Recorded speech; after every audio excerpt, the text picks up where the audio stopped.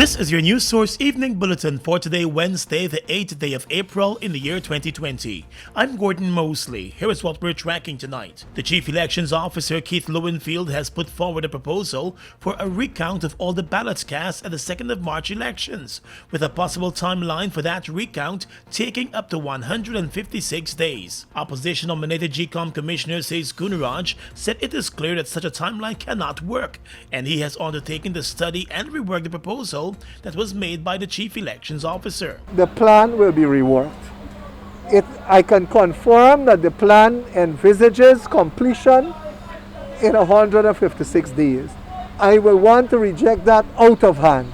This nation cannot survive a 156-day wait.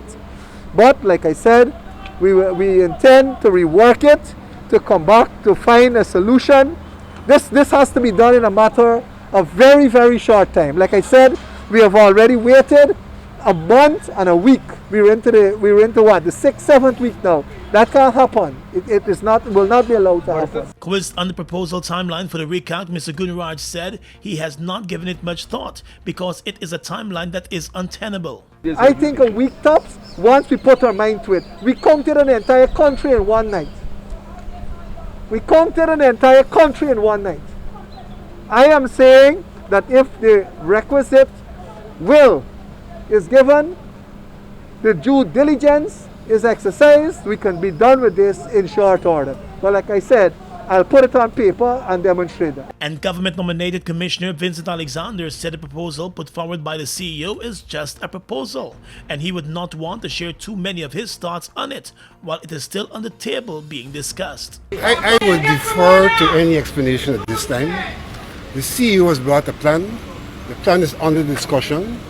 Commissioner Gunaraj has asked for time to study and to rework the plan. And in that context, I think as a matter of principle, we should not be out here discussing that plan. We should allow the system to work. Right? The plan he put forward was a draft for discussion. Nothing in the plan is final. It's under discussion. Commissioner Gunaraj has asked for time to study and to do some writing in relation to the plan, and in that regard, we have adjourned to meet tomorrow. Mr. Alexander made it clear that he would not want to offer comments on the timeline since it is still being studied. We made preliminary points about the document. There was a coincidence of views across the table on some of the preliminary points, but I don't feel it's the correct thing. The document on the table being discussed must come out here and to make it a political issue. The Elections Commission will meet again on Thursday morning, and at that meeting the Commission is expected to put forward proposals of its own so that a final proposal could be completed. More news coming up in a moment. Parents and guardians, you are encouraged to tune in to the Guyana Learning Channel, Cable 29 or Channel 42 for daily educational and interactive learning sessions. The nursery program airs from 6 hours to 9 hours. Primary programs from 9 hours to 12 noon. We also air informative documentaries from 12 noon to 13 hours, and our secondary level programs are aired from 13 hours to 15 hours. Please continue to listen to our radio broadcasts. The interactive radio instruction for grades 1 to 3 daily on Voice of Guyana from 9 hours 30 to 10 hours for grade 1 pupils, from 10 hours 30 to 11 hours for grade 2s, and 13 hours to 13 hours 30 for grade 3 pupils. Please remember to tune in to benefit from these educational opportunities. A message from the Ministry of Education.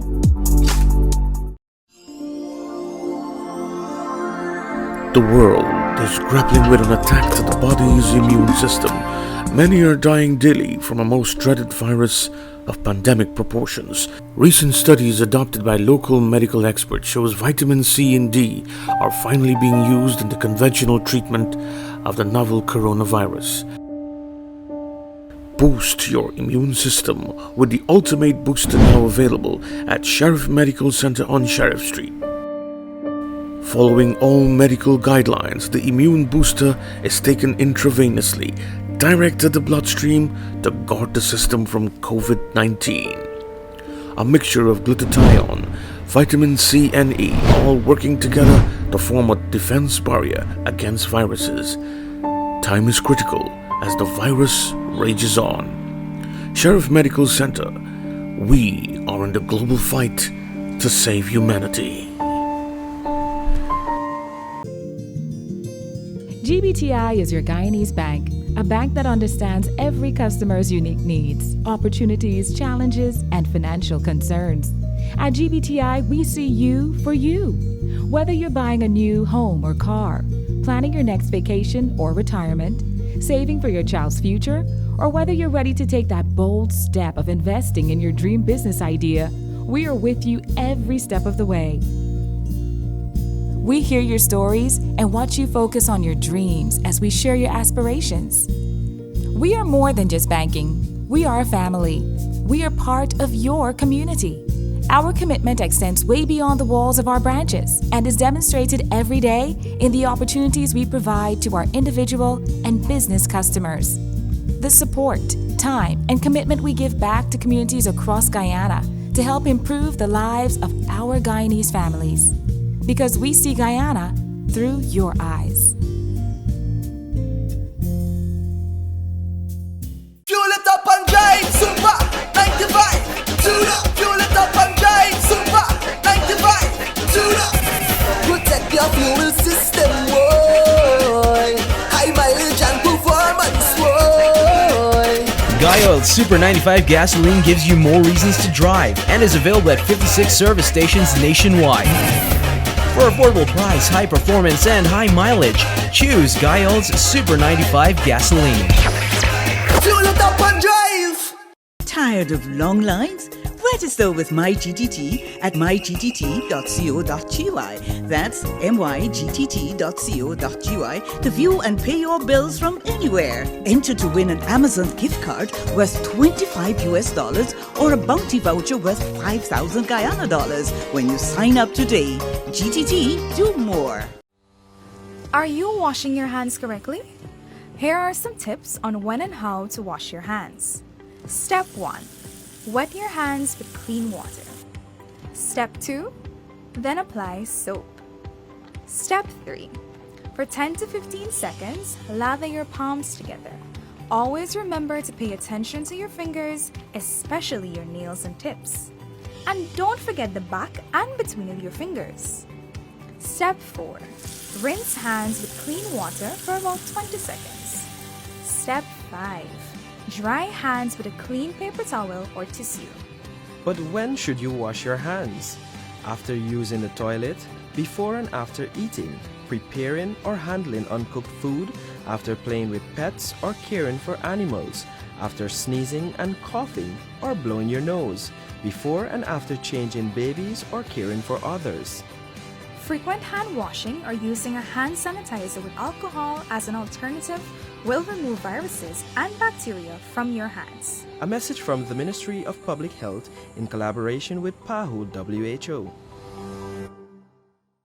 Welcome back. Well, the Secretariat of the Guyana Elections Commission has fired back at the commissioners who have lashed out at its 156-day proposal for a recount of all the votes. In a statement this afternoon, the GCOM Secretariat said that while it understands that a proposed timeline for the activity may be quite lengthy, the Secretariat had to consider matters of law in relation to the procedures to conduct a recount, the approved decisions of the Commission, and the current COVID-19 pandemic affecting the health situation of the population. The Secretariat explained that it considered the request by the Commission for each ballot to be projected on a screen for the examination of the contents of the ballot box, which includes the ascertaining of the number of electors on the list, the number of electors who voted, the counting of votes cast for both general and regional election, and the validation of spoiled questioned and rejected ballots. The Secretariat said it is against that backdrop that the estimated time for one ballot box to be counted was projected to be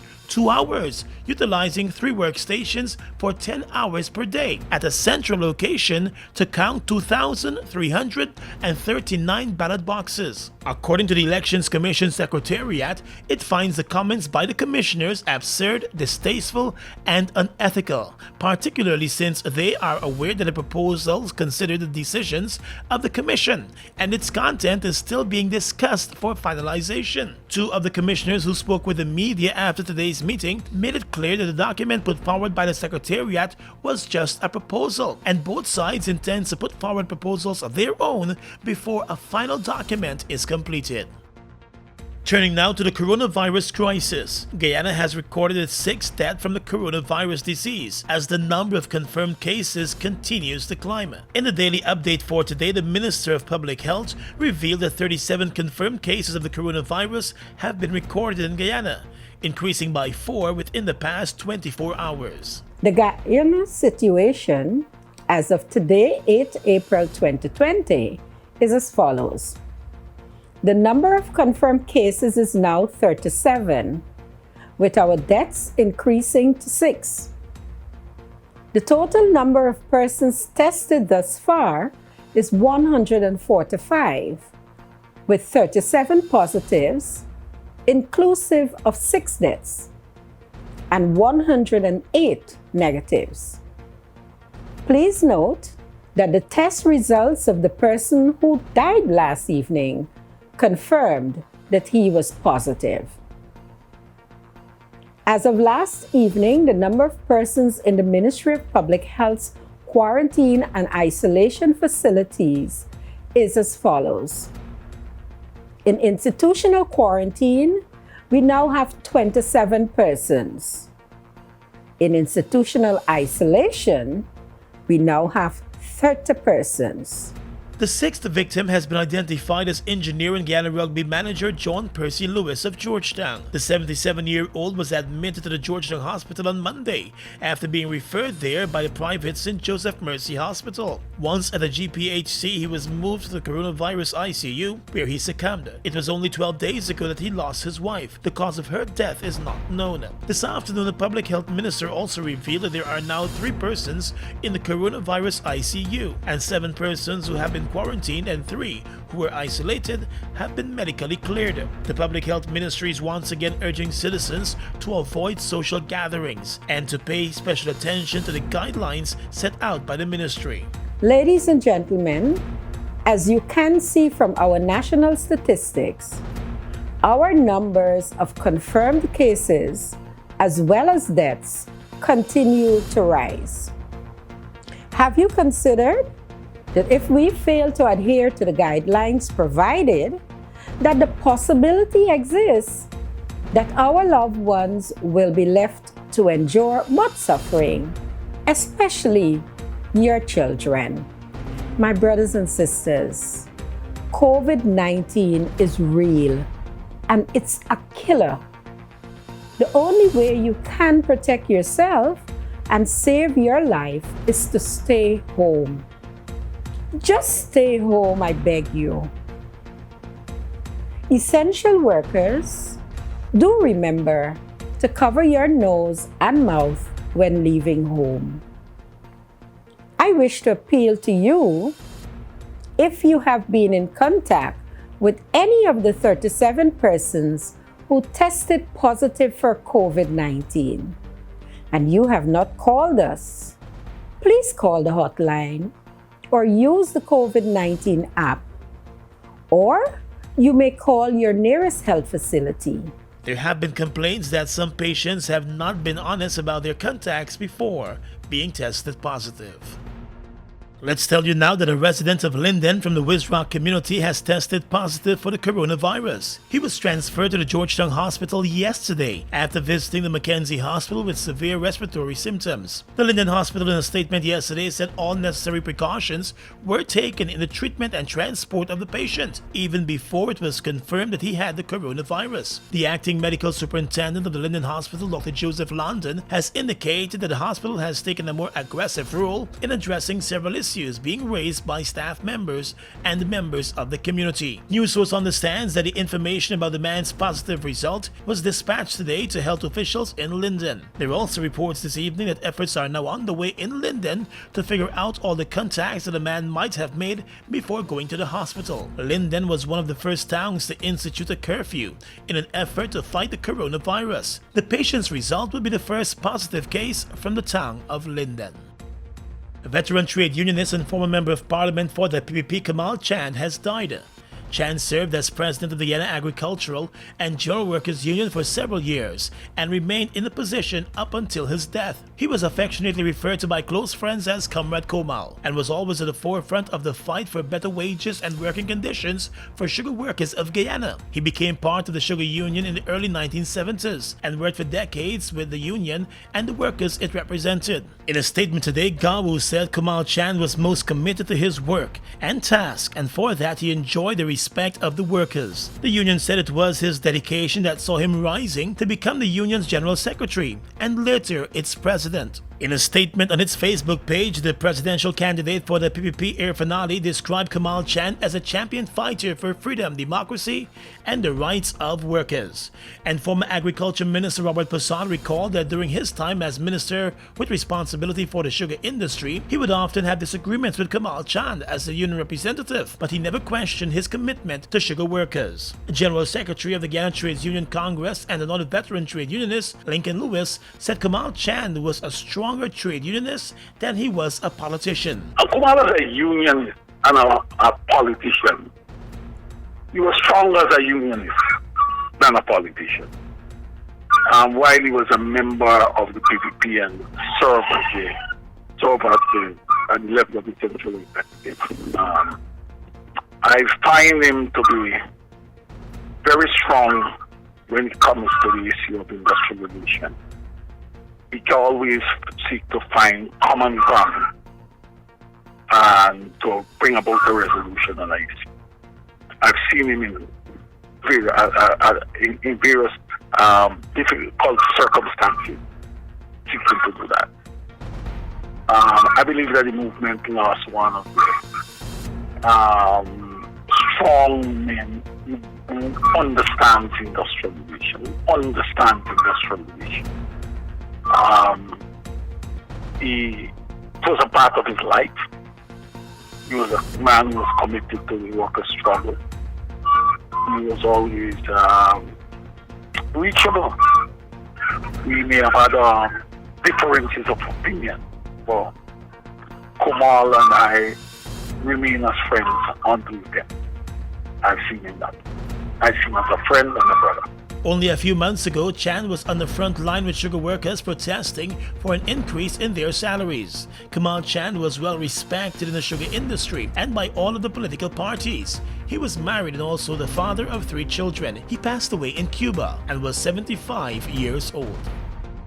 Back to the world of politics, the APNU-AFC coalition has described the Private Sector Commission as nothing more than a stooge of the PPP, in wake of the Private Sector Commission's position that only Region 4 votes should be recounted. In a statement last evening, the APNU-AFC said the Elections Commission has already indicated that the recount will be for all 10 electoral districts and will be done in a sequential manner, beginning from Region 1. The coalition said the PSC's insistence that only a recount of District 4 be undertaken is hypocritical, especially with the PSC claiming that a recount of all votes would be a waste of time. According to the coalition, the simplistic posture of the PSC not only abrogates the transparency they claim to seek, but has removed the veil of neutrality in which it sought to be cloaked. The APNU-AFC said it is now obvious to all that the political bias of the Private Sector Commission does not even allow them to acknowledge that there were discrepancies in other districts, which led to the APNU-AFC asking for a recount in Districts 3 and 6,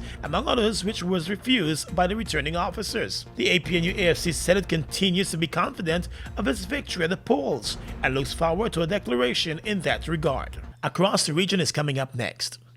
Wondering how you can access free learning materials for your children? Parents and guardians, please visit the Ministry of Education's website at www.education.gov.gy to access textbooks, past papers, and practice tests to keep your child engaged in continuous learning. When you have accessed the site, go to the Students tab, wait for a second, and choose the appropriate option. You now have access to the resources you need. You are encouraged to take advantage of this opportunity as we strive to provide the best education for the nation's children. A message from the Ministry of Education.